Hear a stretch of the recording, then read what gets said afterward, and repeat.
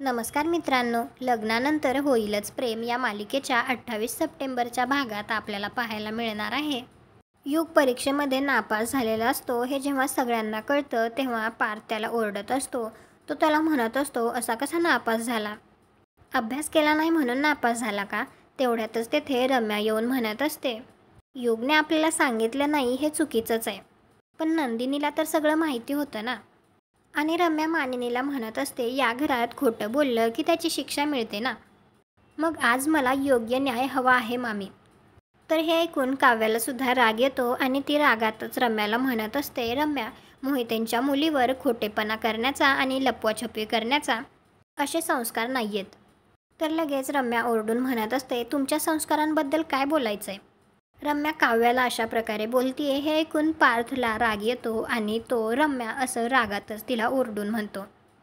तुम्हाला हा भाग कसा वाटला ते कॉमेंट करून नक्की सांगा. व्हिडिओला लाईक करा. आपल्या मराठी मालिका चॅनलला सबस्क्राईब करा. भेटू उद्याच्या भागात.